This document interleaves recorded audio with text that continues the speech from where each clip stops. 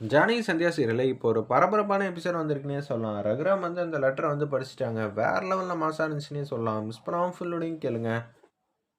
நம்ம ஜானகி கிட்ட வந்து ரொம்பவே கோவமா வந்து பேசுறாங்க. பத்மாவும், பார்வதியும். மாயானால தான் இந்த வீட்லயே வந்து அம்புட்டு பிரச்சனை வந்துகிட்டே இருக்கு. இப்ப என் பையன் வந்து என் பேச்ச கேட்காம, நான் பார்த்த பொண்ண கல்யாணம் பண்ணாம, அவன் காதலிக்கிற பொண்ணு தான் முக்கியம்னு சொல்லிட்டு, மாயா பின்னாடி போயிருக்கானா, அவனுக்கு எவ்வளவு வந்து கோவம் வரும் அப்படின்னு சொல்லி பேசுறாங்க. "என்னம்மா சொல்ற?" அப்படின்னு சொல்லி கேட்டோனே, "ஆமாங்க. எனக்கு ரொம்ப ஆத்திரமா வருது. என்னோட முடிவெல்லாம் தப்புன்னு சொல்லிட்டு அவன் கோவப்பட்டு இந்த வீட்ட விட்டு போயிருக்கான்ல. அதத்தான் சொன்னேங்கிற" மாரி பத்மாவும், பார்வதியும் பேசுறாங்க. நிச்சயம் இது எல்லாத்துக்கும் காரணம் வந்து மாயா தான். அவங்க அம்மா பண்ண தப்ப பொண்ணு வந்து கன்டினியூஸா பண்றா அப்படின்னு சொல்லி அந்த இடத்துல வந்து மாயாவ தப்பு தப்பா பேசினோனே, "அப்படியெல்லாம் இல்லம்மா. கண்டிப்பா இது எல்லாம் சீனுவோட கை காரியம் தான். மாயாவுக்கு இதுக்கும் எந்த பிரச்சனையும் இல்ல. நிச்சயம் அவன் மாயா தேடி போயிருந்தா கூட, மாயா என்னைக்குமே வந்து இது மாரி ஒரு கேவலமான வேலையெல்லாம் செய்யவே மாட்டா. அவனுக்கு தான் வந்து தப்பாயிடுச்சு" அப்படின்னு சொல்றாங்க. அந்த இடத்துல சீனு பண்ணது தான் தப்புன்னு. என் பையன வந்து சொல்றீங்களே, என் பையன வளர்த்தது யாரு? நீங்க தானே. நான் ஒண்ணும் இல்லன்னு சொல்லவே இல்லம்மா. சீனுக்கு மாயா மேல ரொம்பவே வந்து அன்பு பாசம் அளவுக்கு அதிகமாயிடுச்சு. கல்யாணம் நடக்க வேண்டிய ஸ்டேஜ்ல வந்து அவனுக்கு சுத்தமா வந்து இந்த கல்யாணத்துல பிடிக்கவே இல்ல. சாருக்கும், மாயாக்கும் அப்பப்போ வந்து சண்டை வந்துகிட்டு தான் இருக்கும். ஆனா 2 பேருக்கும் வந்து அவங்கவங்க வாழ்க்கைய வந்து வைக்கணும்னு ஆசையே இல்லன்னு அந்த இடத்துல ஜானகி வந்து பேசுறாங்க. மாயா வந்து முடிவெடுத்துட்டானா மாற மாட்டா. "இல்ல அண்ணி, இந்த விஷயத்துக்கு பின்னாடி என் பையன் தப்பு பண்ணிட்டு வந்துட்டானா, இந்த குடும்பத்தோட கௌரவம்லாம் போயிடும். இத்தன வருஷம் அன்பு, பாசம் எல்லாத்தையும் வந்து இல்லாம ஆக்கிடுவாங்க. அந்த காலத்துல நீங்க கஷ்டப்பட்ட மாரி நான் கஷ்டப்படணுமா?" அப்படின்னு சொல்லி கன்னா பின்னான்னு பேசிட்டு அவங்க பாட்டுக்கு போறாங்க. என்ன நடக்குதுன்னு ஒண்ணும் புரியலையே. சிவராமன்ட்டேருந்து ஃபோன் வந்தா நல்லாருக்கும்னு சொல்லிட்டு ஃபோன வந்து அட்டெண்ட் பண்றாங்க. அந்த இடத்துல ஃபோன் வந்தோனே, "அண்ணி நான் தான் சிவராமன் பேசுறேன். தெரியும்பா நீ பேசுவேன்னு தெரிஞ்சு தான் நான் வந்து ஃபோன் பக்கத்திலேயே உட்காந்துட்டு இருக்கேன். கேம்புக்கு போனியா? பாத்தியா? என்ன நடந்துச்சு?" மாயாவ பாக்க சீனு வரவே இல்லன்ட்டான். தனா சொன்னாளா இந்த விஷயத்த? மாயா சொன்னாளா? தனா, மாயா 2 பேர்ட்டயும் சேர்த்து தான் கேட்டேன். அதுவும் வெளிப்படையாலாம் கேட்கல. எதார்த்தமா தான் கேட்டுருக்கேன். அவங்க வரவே இல்லன்னு சொல்லிட்டாங்க சீனு. "என்னப்பா சொல்ற? சீனு வராமலாம் இருக்க மாட்டான். அந்த கேம்ப சுத்தி தான் அவன் இருப்பான். அங்கேயே நல்லா தேடு. எப்படி இருந்தாலும் காலையிலக்குள்ள நீயும் இந்த வீட்ல இருக்கிற மாரி பார்த்துக்க. சீனுவும் இந்த வீட்ல இருக்கணும். இல்லாட்டின்னு வச்சுக்கயேன், ரகுராமுக்கு வந்து சந்தேகம் வந்துரும். நாங்க என்ன சொன்னாலும் அவர் நம்ப மாட்டாரு" அப்படின்னு சொல்லிட்டு, சரின்னு பார்த்துக்குறோன்னு சொல்லிட்டு ஃபோன வந்து வச்சுர்றாங்க. இருக்கிற எல்லா இடத்துலயும் வந்து நம்ம தேடு தேடுன்னு தேடணுமாமா. அப்பதான் வந்து கூடிய சீக்கிரம் கண்டுபிடிக்க முடியும். நான் நினைக்கிறேன் அவன் ஊர்லேருந்து வந்திருக்கவே மாட்டானே. இல்ல மாமா. அவன் கல்யாணம் பண்ணிக்கணும்னு முடிவு பண்ணி லெட்டர் எழுதி வச்சுட்டானா. சாவகாசமாலாம் இங்கேலாம் வரமாட்டான். இந்நேரம் இந்த ஊர்ல தான் ஒளிஞ்சுகிட்டு இருப்பான். கடைசி நேரத்துல வந்து மாயா கிட்ட வந்து பேசிட்டு அப்படியே கூட்டிட்டு போலான்னு தான் பார்க்குறான். நம்பிக்கை வந்து இருக்கு போல இருக்கு நம்ம சீனுக்கு. நம்ப கண்டிப்பா சீனுவோட தான் ஊருக்கு வந்து போணும். இல்லாட்டி பெரிய பிரச்சனை ஆயிடுங்கிற மாரி தான் சிவராமன் வந்து யோசிக்கிறாங்க. அந்த இடத்துல மாயா வந்து தங்கமான பொண்ணு. ஆமா, யாரும் இல்லன்னு சொன்னா. அதனால தான் நான் என் பையனுக்கு கல்யாணம் பண்ணி வைக்கணும்னு பார்க்குறேன். நீங்க எல்லாரும் சேர்ந்து என் பையனுக்கு சாருமதிய கல்யாணம் பண்ணி வைக்கணும்னு பார்க்குறீங்க. அது டோட்டலா எனக்கு பிடிக்கலங்கிற ஒரே காரணத்தினால தான் நான் இப்படியெல்லாம் முடிவு எடுக்கிறேங்கிற மாரி மணிவண்ணன் வந்து மனசுல வந்து நெனச்சிட்டு இருக்காங்க.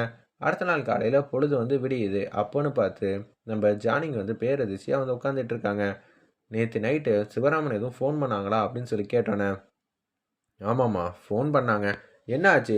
"மாயாவ தேடி இன்னும் சீனு வந்து போவே இல்லையாம்." "அப்பன்னா சீனு என்னதான் பண்றாங்க?" "நிச்சயம் மாயா எந்த விதத்திலயும் தப்பான முடிவெல்லாம் எடுக்கவே மாட்டா. எனக்கு முழு நம்பிக்கை இருக்கு. நீங்க கொஞ்சம் அமைதியா இருங்கங்கிற மாரி தான் சொல்றாங்க அந்த இடத்துல.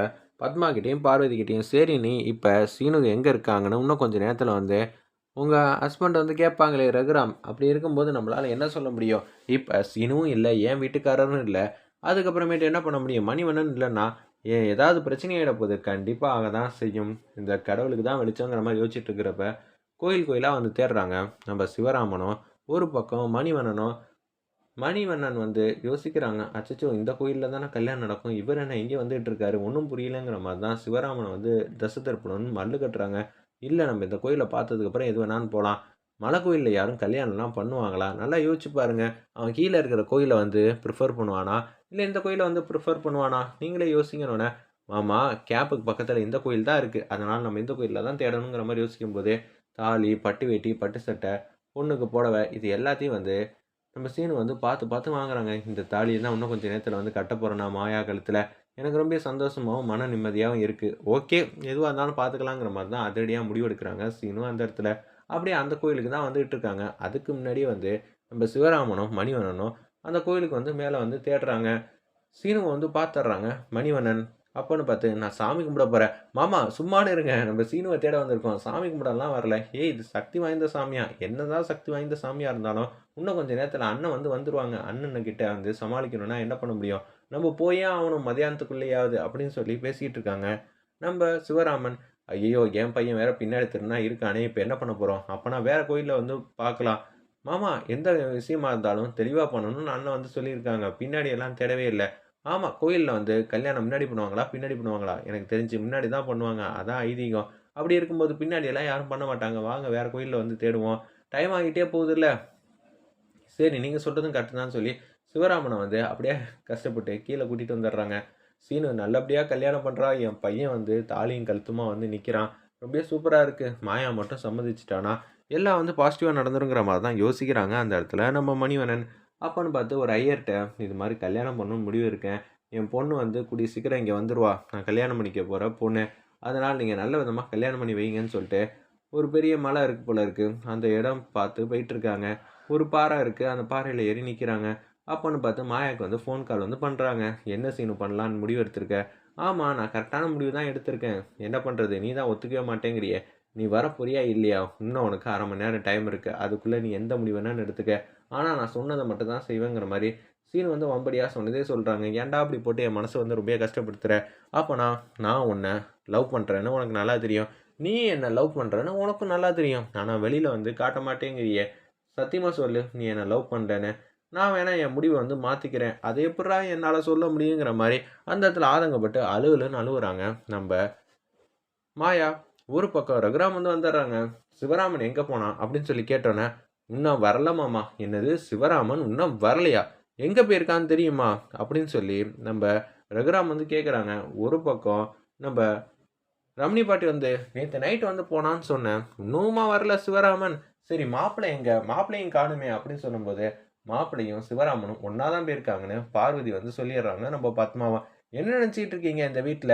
இன்னைக்கு பந்தக்கால் வந்து இன்னும் கொஞ்ச நேரத்துல வந்து பொண்ணு வீட்லேருந்து எல்லாரும் வந்துருவாங்க. அப்புறம் அவங்க வீட்லயும் வந்து பந்தக்கால் வந்து நடக்கணும். அப்படி இருக்கும்போது, நம்ப அந்த வீட்லயும் வந்து கலந்துக்கணுமா இல்லையா? யாருமே இல்லாம எப்படி இந்த ஃபங்ஷன்லாம் நடத்துறது? கொஞ்சம் கூட வந்து யாருக்குமே எதுவும் யோசிக்க தோணாதா? என்ன விஷயத்துக்காக வந்து போயிருக்காங்க?" அப்படின்னு சொல்லி பார்வதி இதுகிட்ட கேட்கும்போதே, "ஏதோ தேங்காய் லோடு அனுப்பணுமா?"